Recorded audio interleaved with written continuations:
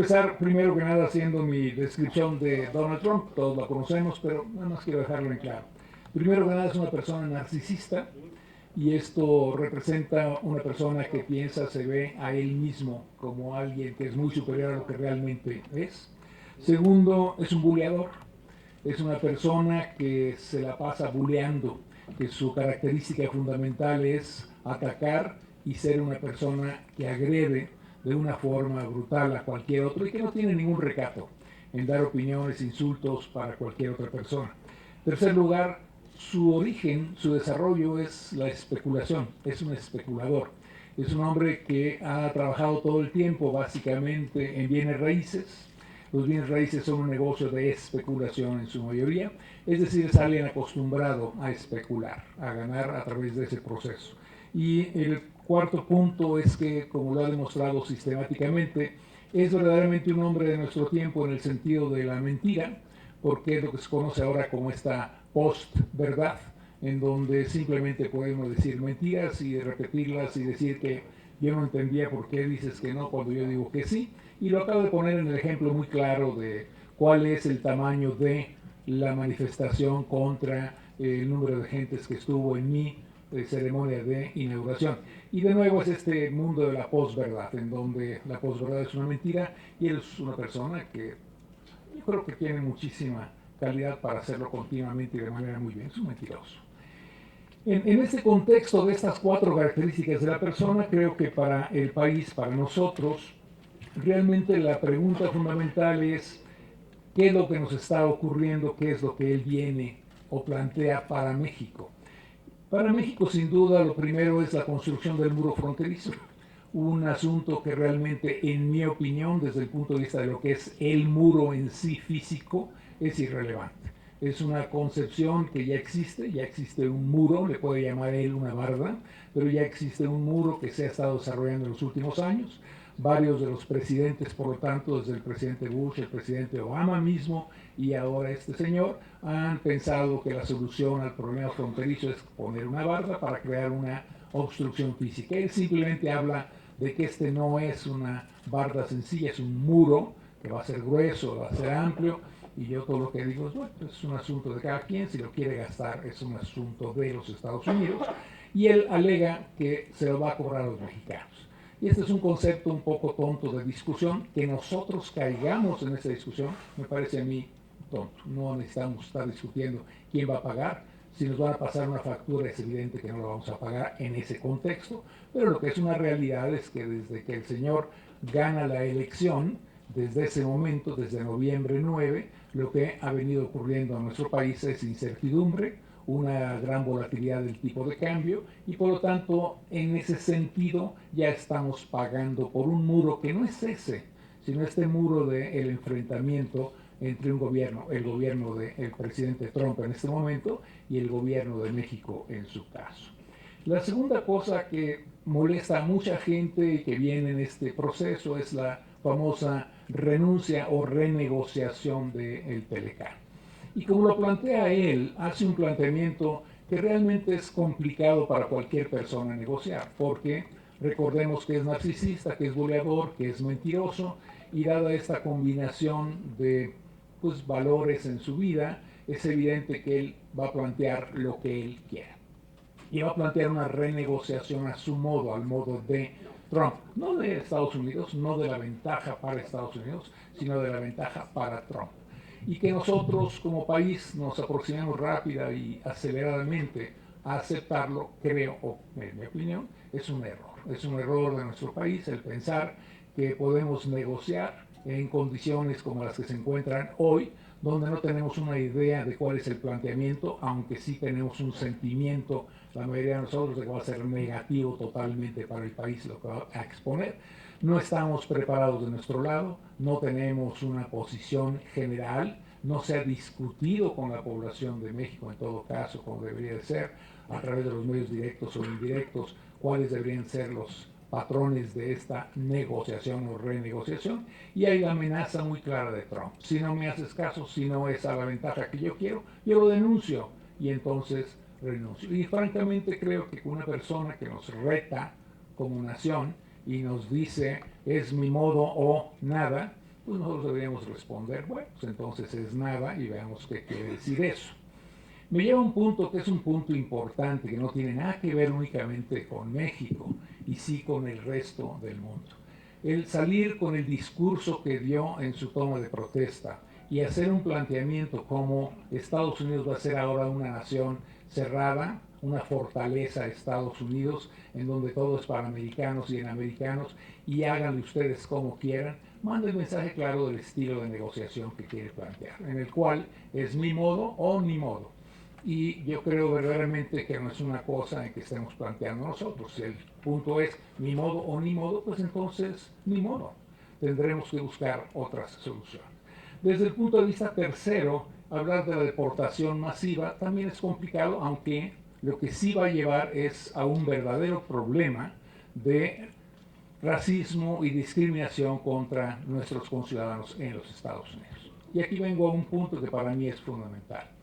Hemos estado discutiendo esta situación como un planteamiento de lo que haremos en México cuando las cosas ocurran a México, cuando nos deporten a los Dreamers, cuando nos deporten a las personas, en lugar de pensar qué deberíamos estar haciendo para utilizar en Estados Unidos toda la estructura que existe allá, en la cual Estado por Estado, ciudad por ciudad, organización por organización, que evidentemente no está de acuerdo con lo que el señor Trump presenta, podría ser nuestro aliado.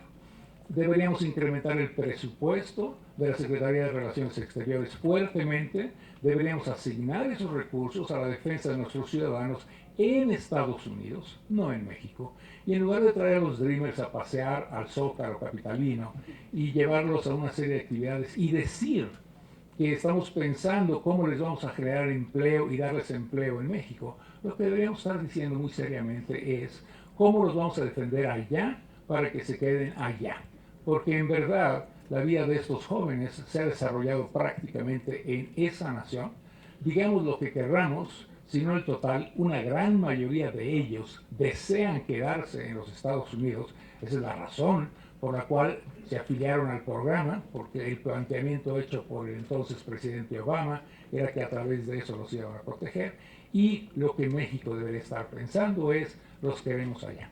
Y vamos a darles todo el respaldo a través de apoyo legal, a través de apoyo de cualquier naturaleza, para que se mantengan, se conserven y se preserven allá. Todo lo que tenemos que aguantar, ya sé que es mucho tiempo, son 4 años de Trump, pero una vez que hayamos aguantado esos 4 años de Trump, los mexicanos que están allá se van a quedar allá.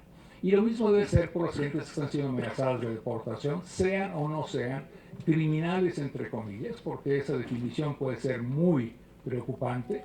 Y de nuevo, el gobierno de México debe estar verificando que nuestros consulados estén dándole el respaldo a los ciudadanos para que este concepto de criminalización no vaya a caer en los extremos que en ocasiones ocurren en naciones como los Estados Unidos contra extranjeros.